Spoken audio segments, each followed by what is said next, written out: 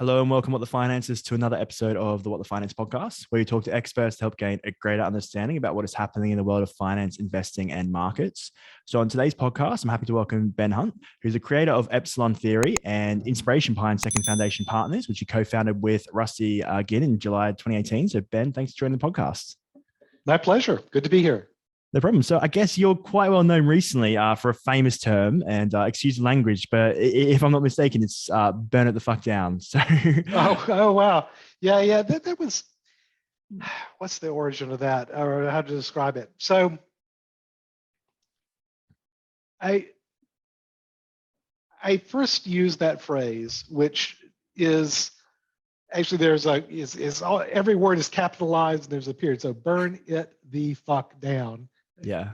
And I honestly, I first used that phrase because my prior phrase had been something like, they're not even pretending anymore.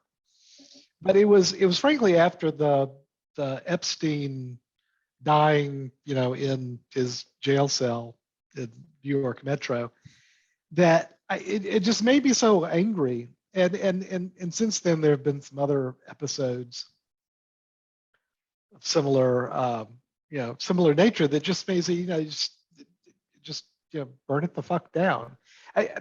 Honestly, though, I'll tell you, Anthony, I don't use that phrase much anymore. I still do when something is just so egregious that really does make me so angry.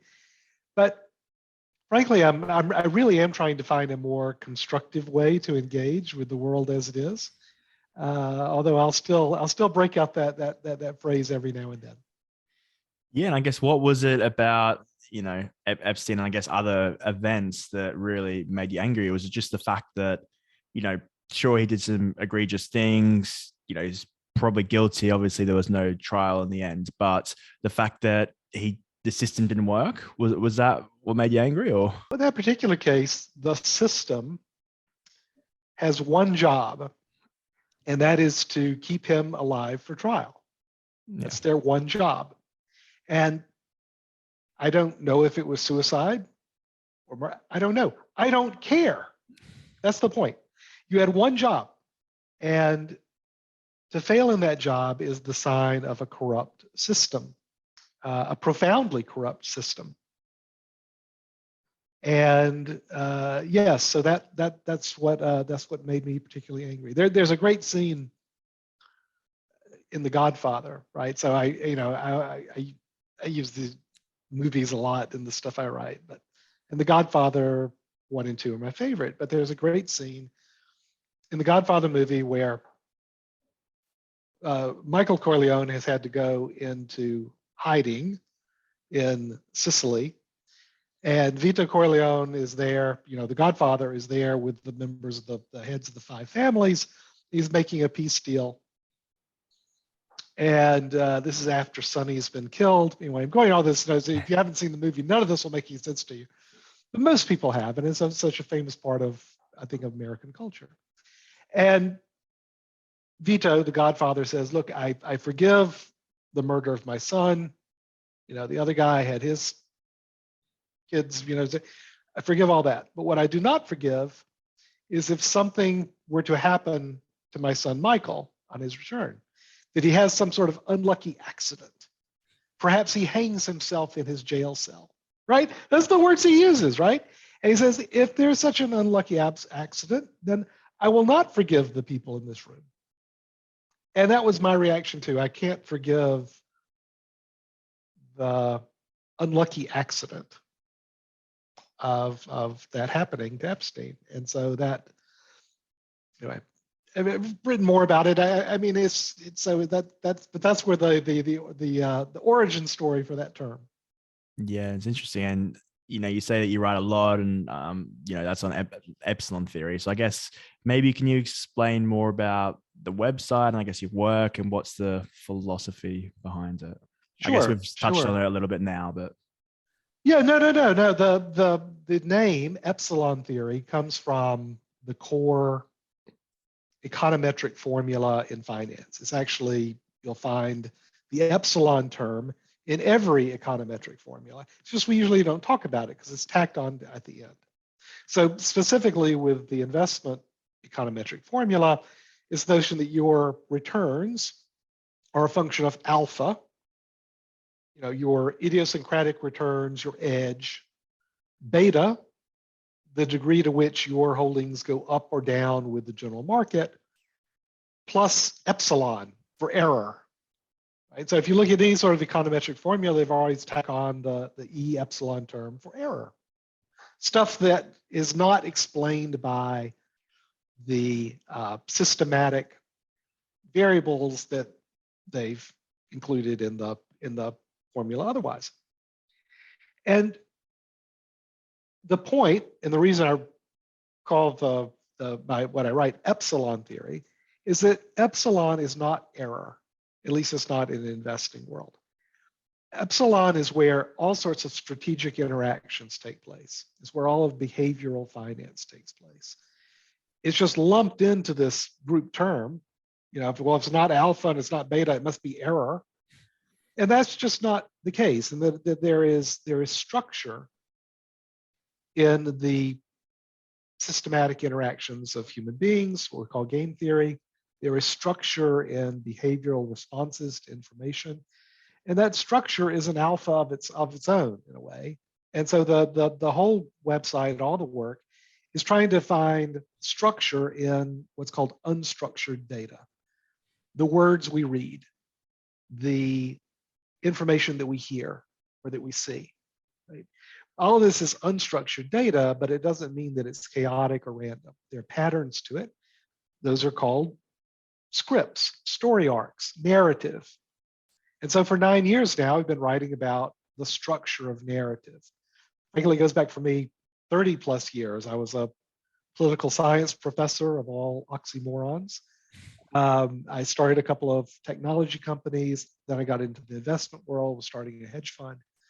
And the common thread through all of those ventures, all of those professions, has been trying to understand unstructured data and to understand the impact it has on human beings. Because the thesis of Epsilon theory and the thesis of everything I've done in this professional career has been that we as human beings, as social animals, we are literally hardwired, meaning that our brains have evolved over millions of years.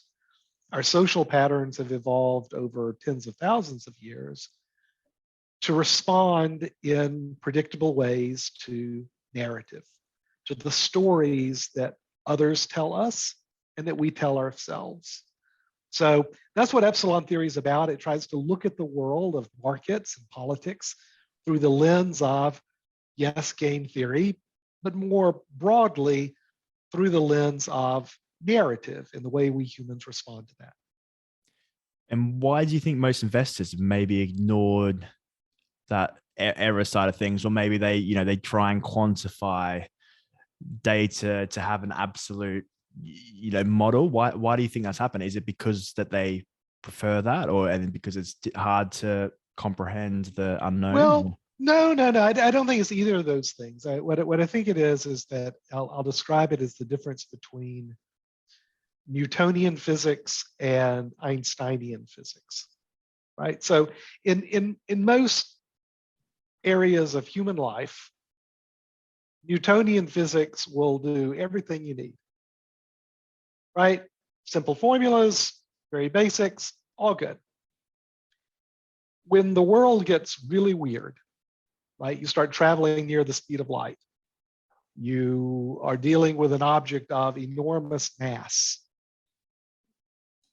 Newtonian physics doesn't work anymore.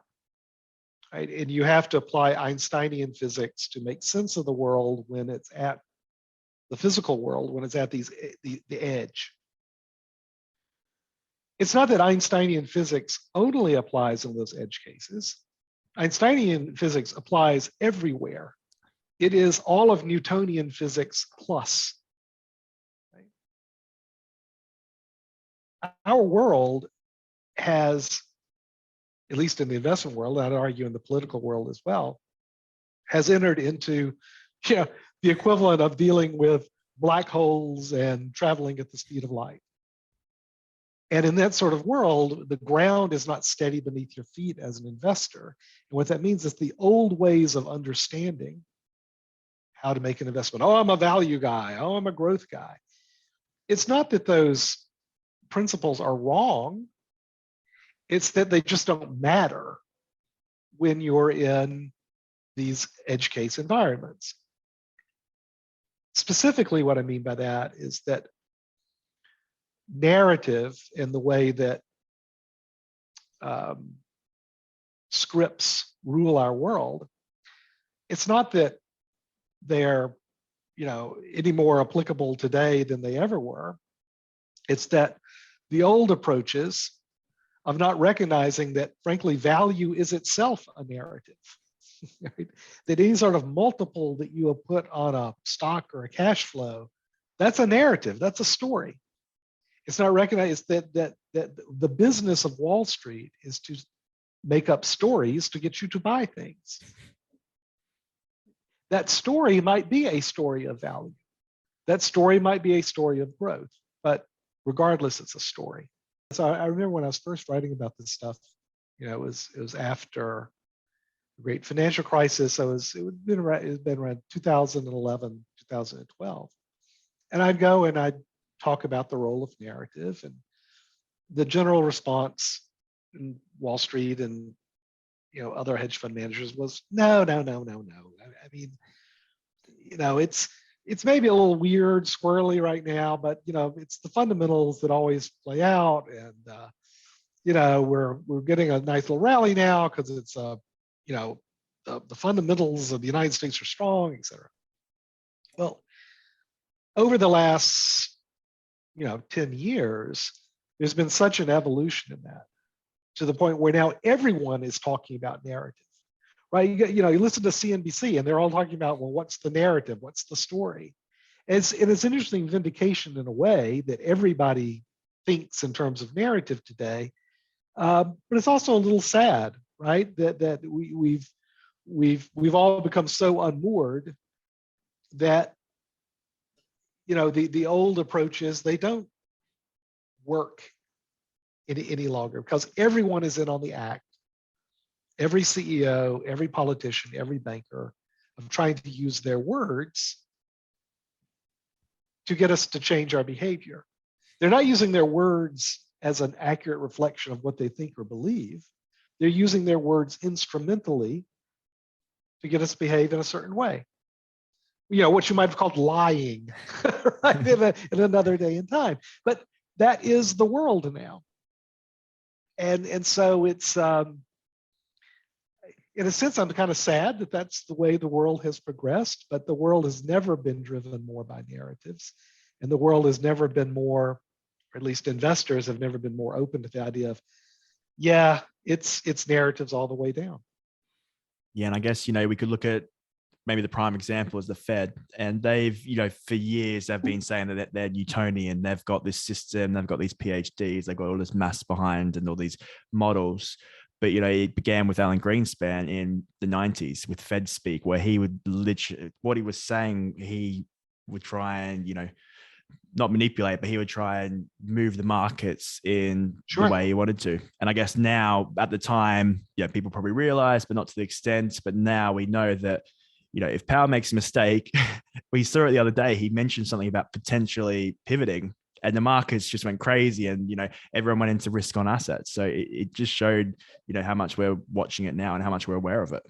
Well, it's really interesting. So people will reveal a lot when they're leaving office, right? So, George Washington, when he left the presidency, he gave his famous speech about beware of, entangling alliances.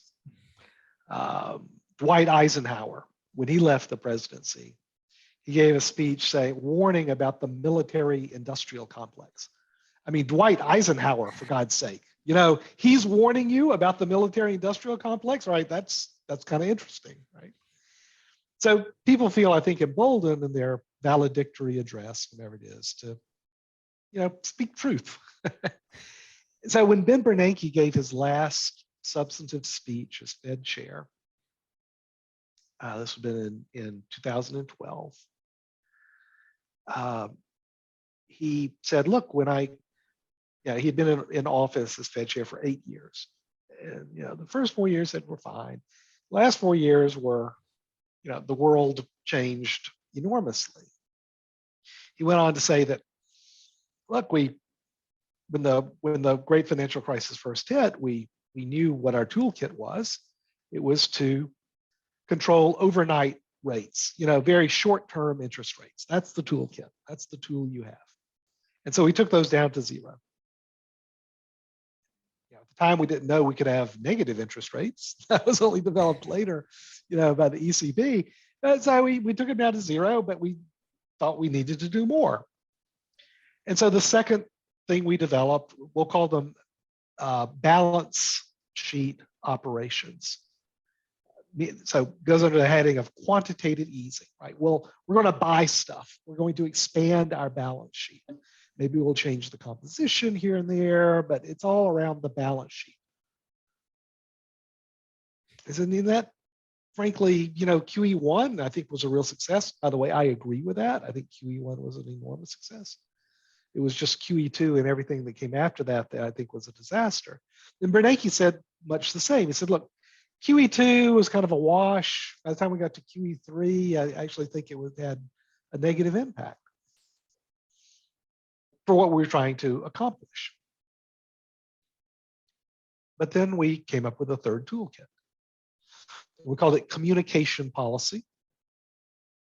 We call it forward guidance. And he's saying explicitly that this was the toolkit, the use of our words intentionally to try to move markets. He said, man, that really worked.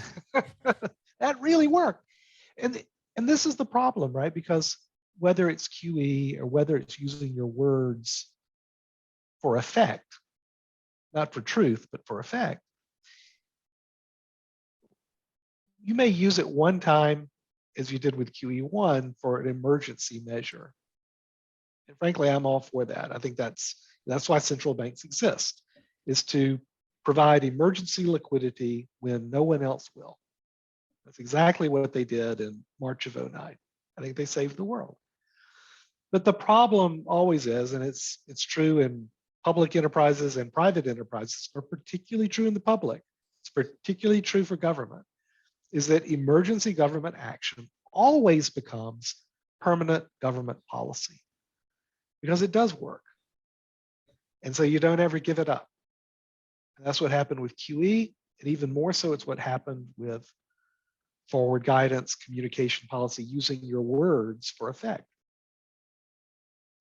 And since then, like I say, everyone's gotten in on the act. Every CEO now, it's about controlling the narrative.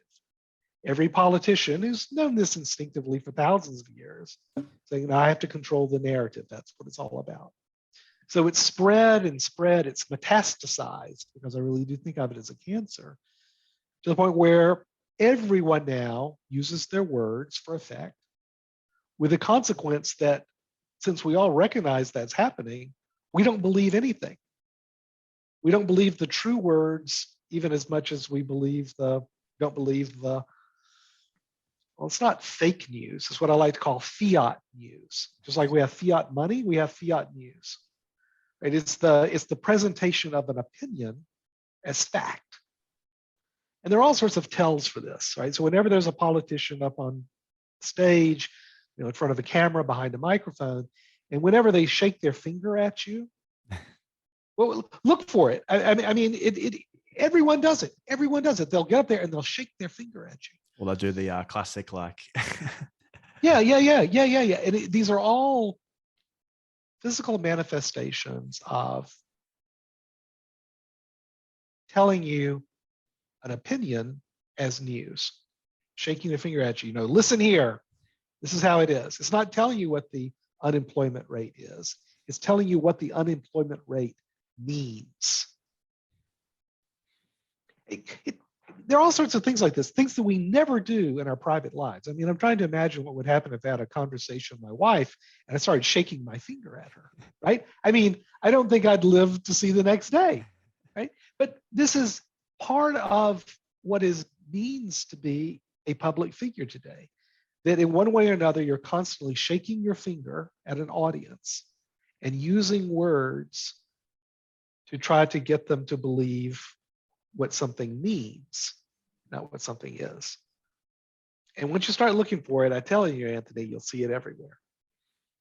And why do you think they're still doing it? Because I guess in my Because it opinion, works. you think so? I feel like sometimes they think that the majority of people are dumb. And I guess you could say, I don't want to be mean. And, you could say there's some people. But I think most people are smart and they see through it. Or do you think that's maybe not the case? Well, I think you're absolutely right. And I think that what you're increasingly seeing, particularly in politics, is ham-handedness of nudging, right? That's what we call it. We're going to nudge you. We're going to tell you how to think, not what to think. We're going to tell you how to think. And they do it in such a overt, hit you over the head with it way that you think, oh my God, don't you realize how counterproductive that is? In markets, it's a little bit different, right? Because in markets, and this is the game theory part, right? Which I hate to even use that phrase because, I got a PhD from Harvard in game theory. I can't really talk about it because, people say game theory and it's like, it's a joke. It's a punchline for a joke. Because usually when people talk about it, they talk about it in just silliness. But there's an idea in game theory. It's called the common knowledge game. It's a particular type of game that's played. And the common knowledge is not public knowledge. It's not what's out there that people know. It's what everyone knows that everyone knows, which is different, right? Everyone knows that everyone knows that. I don't know. Pick your kind of comment that capitalism is good, right? And I believe that. I actually think that's right. But common knowledge is when something, not that it takes on a life of its own, but that the rational action for common knowledge is to act as if you believe it, even if you don't. So here's a piece of common knowledge that I don't believe, and that is that the Federal Reserve can control or can generate any sort of financial outcome in markets. I don't believe that's true. But the common knowledge is that it is true, and that we all think that everyone thinks it is true. And the rational thing to do is, if you think that everyone thinks that's true, when the Fed says we're going to accomplish X, Y, Z, you should not fight the Fed on that. You should say, okay, yeah, I think the Fed's going to achieve it. And we all look around at each other and say, you believe that? You believe that? And you say, well, of course, we all know that that's really true. This creation of common knowledge, I think, is what drives so much in politics and markets. And what can really upend things is when common knowledge breaks. What breaks common knowledge is when there's some external event that demonstrates that what we all knew is it just ain't true. I think that inflation is one of those common knowledge breaking events, right? That it isn't, I don't think, possible for the Fed to control it in the way that they believe or say they control it. I say that because they weren't able to generate inflation for 15 years. I don't think they're able to control inflation today. But until the common knowledge breaks, you have to go along with it. And that's what you see in markets. It's the rational thing to do. It's the smart thing to do. All I would say to people is that the crucial thing is to recognize that you're being played, right? And to not be the sucker at the table.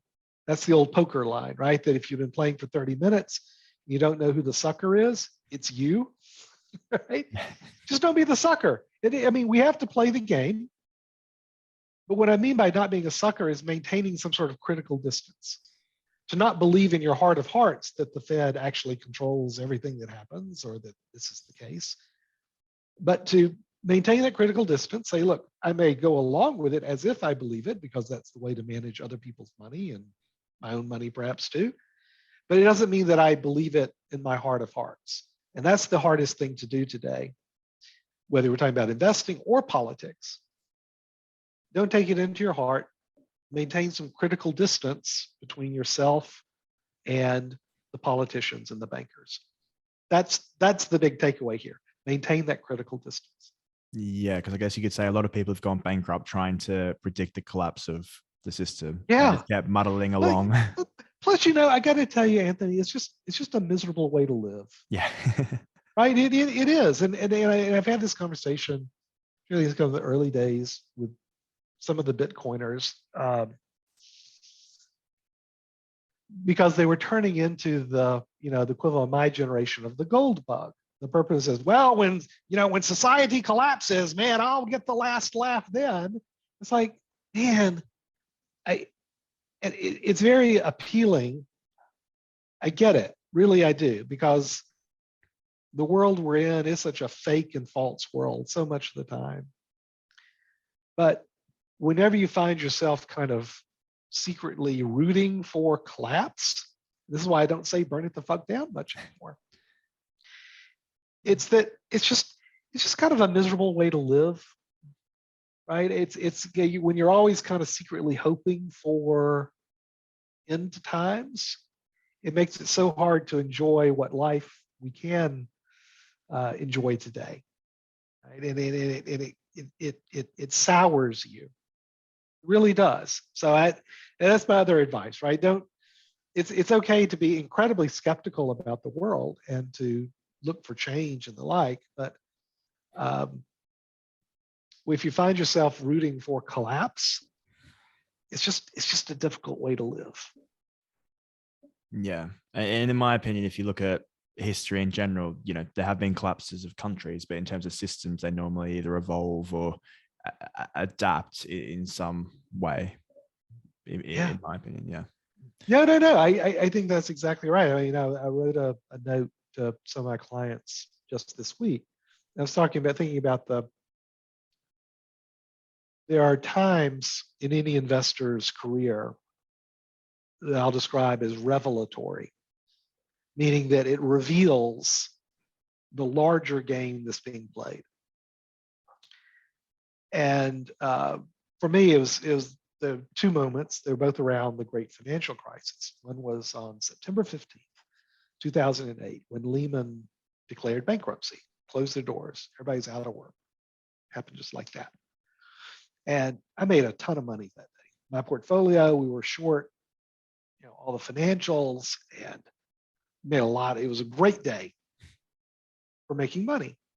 And as that afternoon, I was kind of thinking, wow, what a great day, and how great this was for me, and wow, we made so much money. And then it kind of hit me like a ton of bricks, which was that, wait a second, if the system goes under, who's going to pay me?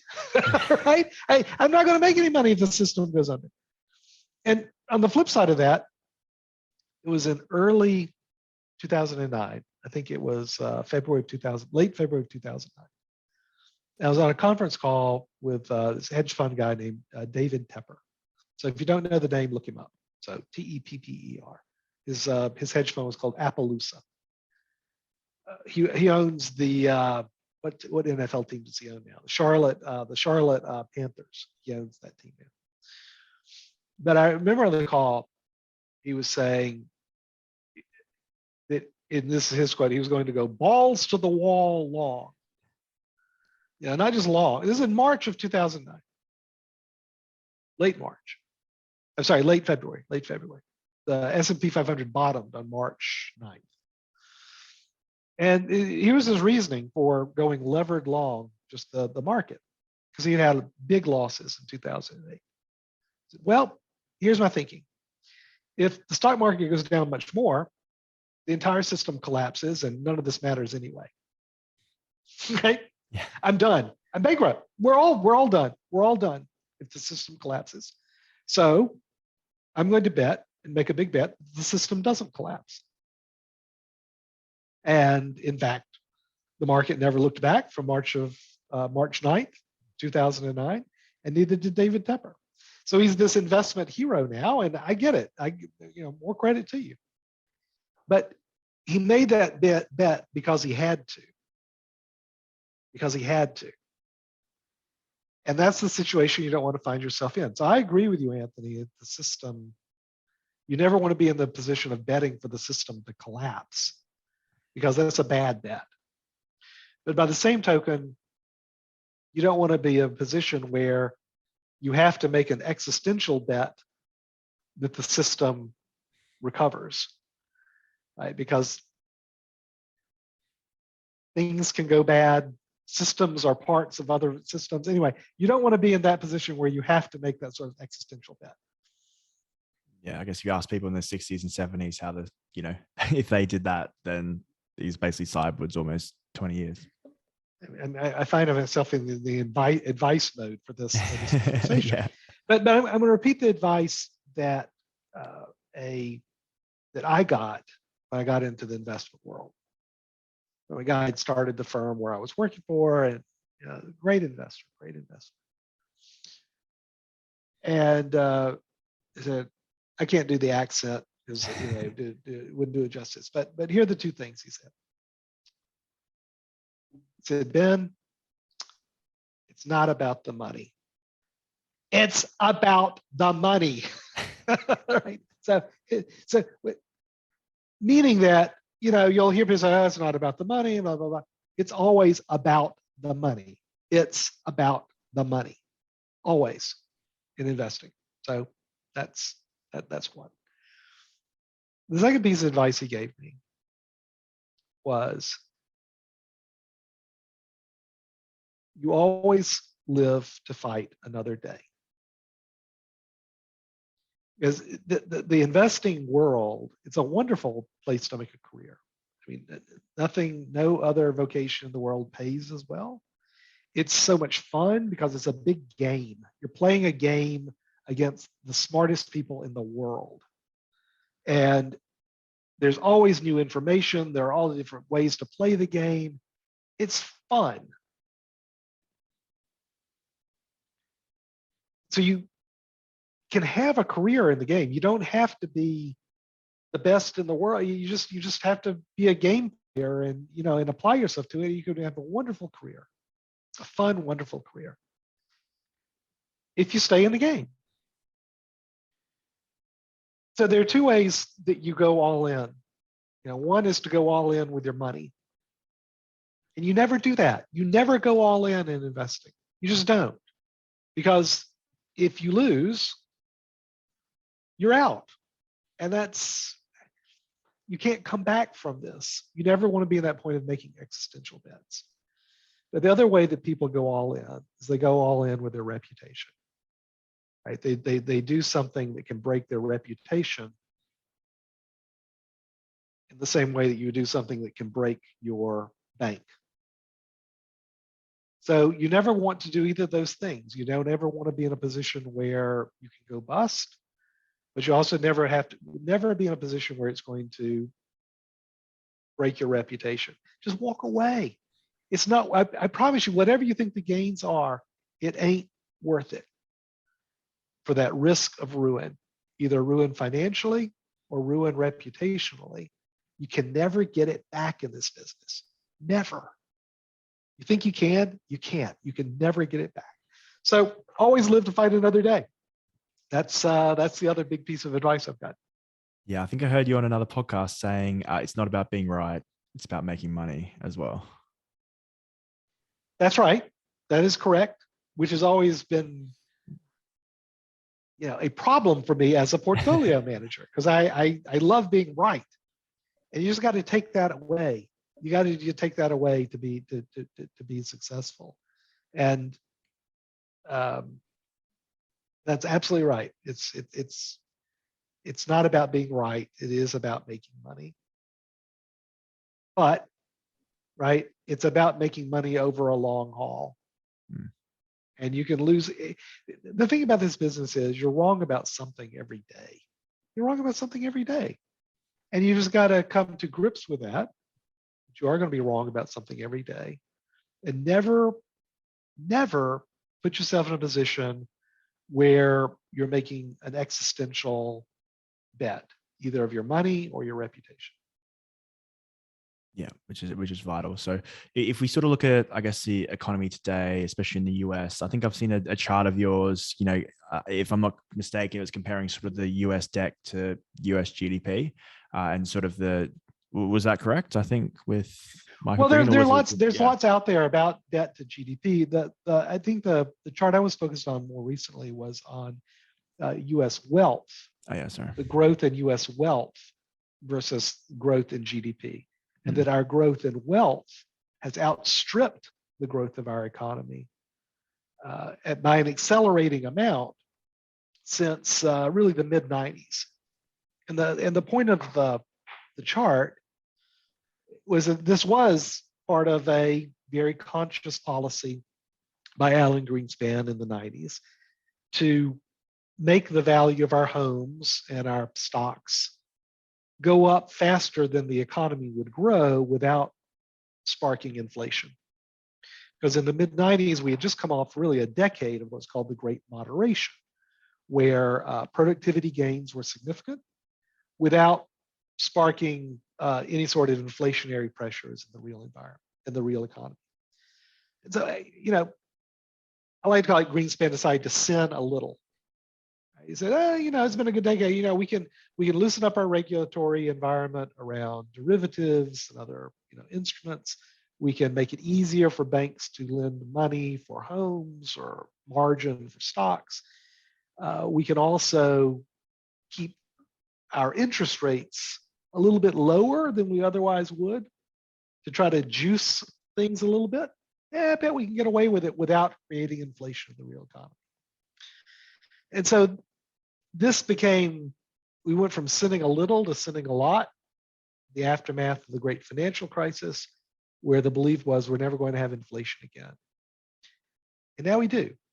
So that playbook of central bankers, say, sinning a little or a lot to inflate financial assets more than the economy actually grows, those days are done. It's over. And it's if you want to, control inflation. If you don't want to control inflation, you keep the party going. But my belief that you end up with a much worse situation then, both economically and politically. So I think central banks know this. I think they will be doing whatever it takes to control inflation and the embedded inflation we have. But what it means is that financial assets, they're not going to grow any faster than the economy grows. And that's going to be a rude awakening for a lot of people over the next year, 5 year, 10 years, 20 years. These things are barges, right? They move over periods of decades. And it can create vast wealth if the barge is moving one direction and undue fortunes if the barge is moving the other. And for better or worse, our barge, right, has changed direction. Yeah, it's really interesting. So do you think the Fed Volcker took too much credit for, I guess, the drop in inflation in the late 70s, early 80s? We could argue about it. I mean, I think he gets appropriate credit for it. I mean,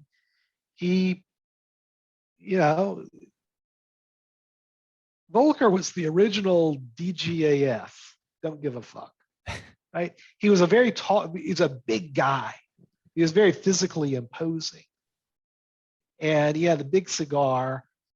And his whole attitude was DGAF, right? I don't give a fuck if we're going to have a recession. I'm going to crush inflation. And it's having that sort of credibility that frankly is the most important aspect of controlling inflation. It's less the interest rates and the path and guidance. It's, do people believe you when you say, fuck it, I'm gonna do whatever it takes to get this done. And Volcker had that personality and that personal brand and narrative that people said, oh man, this guy's crazy. He's going to do it. And so it happened. So whether you get credit for that or not, I don't know. I tend to give him a good bit of credit, frankly. Yeah. And I guess you could say he also had positive demographics, increased globalization. There was less people reliable on the workers, the baby boomers came into the workplace. I guess, it's always, I find demographic explanations wanting Yeah. as a investor. He's like It's a bit of a stretch. well, here's the thing. I think they are tautologies, meaning they are always correct. They cannot be disproved. Mm. And they are always correct in retrospect, but I find that they're never correct. They're always a story based on somebody trying to get me to buy something when they're given to me in the moment. I'm serious about that, right? Why should we invest in, quick example, right? So, I remember years pitched an emerging market investment story of, it's the growth of the middle class in India, let's say. And I'm sure that's true, right? But the story, it's the growth of the emerging middle class in India. It was being used to support a multiple of a price to pay on a certain investment. So it was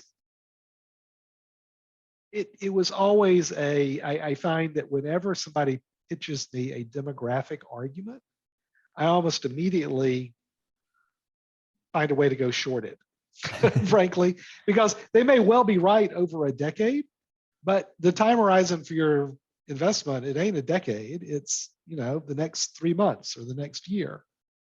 So I'm demographics is always right in retrospect and over decades period. And because of that, I find it useless as an investment thesis. Sorry. No, it's okay. Yeah, no, it's very interesting. So, you mentioned there that it's more secular, like the demographics. But I guess for us investors, we probably want to be trading more in terms of cyclical, depending on your strategy and what you're doing. So I guess if we look at the next few years, today is quite interesting because we've actually seen Biden cancel some student debt for some people. Yeah. We've seen, increased fiscal support over the past few years in the US and other countries. And, you mentioned 2008 where there was extreme QE. How do you think this impacts, I guess, the economy, the markets? Do you think people are maybe over-exaggerating the effect it will have? Does it build a narrative that, hang on, maybe all these things aren't set in stone? What's your opinion? Sorry, I know it's quiet. No. I'm doing a deep sigh because we were talking earlier about how now everyone believes in a narrative, right? So let me give you the most powerful common knowledge that exists right now. Everyone knows that inflation is here to stay. That wasn't the common knowledge a year ago. It's the common knowledge today. Why is it the common knowledge today? Because it is politically valuable to whoever is the opposition party at the time to say inflation is a problem. So even if it weren't true that the forgiveness of $10,000 if you're in student debt, if you're below $125,000 in annual income individually, $250,000 married, you can go up to $20,000, I think, around Pell Grants. And it's a moratorium on the debt extended from August 31st to, I guess, December 31st. Is that inflationary? I guess a little, maybe some. I get, yeah, sure. It's absolutely inflationary because now we all believe that it's inflationary. So it just goes back to what I was saying is that when everything is filtered through the lens of narrative, it allows for reality to be declared rather than lived or experienced. And that's just a really dangerous thing, hence my big sigh. Because we're going to have one party or the other declaring what reality is. Oh no, it's not a recession. Please, you don't understand what the definition of recession is. And if it's the other side, they're going to do exactly the same thing. Right? It's the use of words to declare what our reality is, rather than to allow our lived experience to define, who we are and how we're living. But unfortunately, I think that ship has sailed. Right? Again, hence my big sigh. So you ask, is it inflationary or not? Yeah, I guess in reality, probably a little bit. But it doesn't matter what happens in the real economy. In narrative world, it's inflationary. And so that'll become the reality. Yeah, which is scary to think. Sorry, that was all very meta, but okay. it's really the way the world works now. It's a complete unmooring from the real economy or the real, like I say, our real lives as we live them through experience, and replaced with a reality by assertion. Yeah, which is it's scary to think. So I guess, how have you positioned yourself? I'm not sure if you'd be willing to maybe just a quick overview or for what you're seeing now. So I don't have a personal account, and we run a hedge fund. Right? We have a business. We publish. We do all research, all this. I am levered long to three things: to my home, my business, and my children's education. That's it. Those are my three investments. I really mean that. That is it. That's it for me. I've got some cash in a bank account, right? That's it. I want to invest in what's real. I want to invest in what is not under my control. That overstates what what control I have over, how my business will do. But I want to invest in things that are real to me and where I have a direct influence. I don't want to. That's what an investment, I think, means. I don't want to take my money and go play casino games, even though I think I'm a really good casino game player. I'm a professional casino game player, and I'll run that through our hedge fund, right? Or through our strategies. I'll do all that. But in my personal life, I want to invest in what's real. And that'll be different from everyone. For everyone hearing this podcast, will have a different answer to that. But I think it's just so important to understand that we're talking about investing.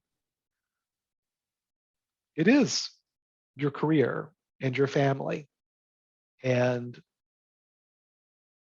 their happiness and success. That's what I want to invest in. So anyway, you asked, those are the three investments I've got: my home, my business, and I'm definitely levered long, really the levered part, to my kids' education.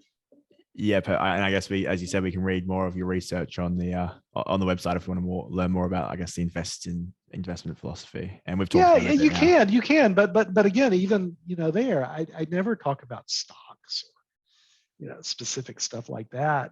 I mean, the world is full of touts. I mean, geez, you don't need me to tell you a story. Yeah. You know what investing in what's real means to you. You know it. Or you better, or you should. If you don't, you're the fool whose money will soon be parted with. Invest in what's real, and what's real to you. By the way, I could absolutely be a crypto project. I don't know who your listeners are, but it could absolutely be a crypto project. Is that real to you? I mean, are you working? Is that part of your life? Then go for it. Absolutely. So I'm not some, grandpa shaking his fist at the clouds, or saying you don't take a flyer, or you don't burn yourself on that stove. I think everyone should. I think everyone should burn themselves on a stove every now and then. What I'm saying is that make sure that it's real to you and is part of your life. That's what you do with your money. It's part of your life, not someone else's story. It's your story. Make sure it's part of your story, not someone else's. Wow, I think that's a very powerful message. So Ben, thank you so much for your time. My pleasure. You're welcome. Is that the message you want to leave people with, or is there something else? Absolutely. Nope. That's the message. Hey, look, I would love people to come read what we write about. So it's Epsilon Theory everywhere. It's epsilontheory.com, at Epsilon Theory at Twitter. We come see what all the fuss is about. Yeah, I'd say it's definitely worth it. So Ben, thanks again for your time. I'll put that all in the description below so people can find it as well. Fantastic. Thanks again, Anthony. Thanks. Thank you so much for listening. And if you enjoyed the episode, please subscribe and click the bell icon so you are notified when new podcasts are released. I hope you're leaving with some great value about investing, trading, and finance. See you on the next show.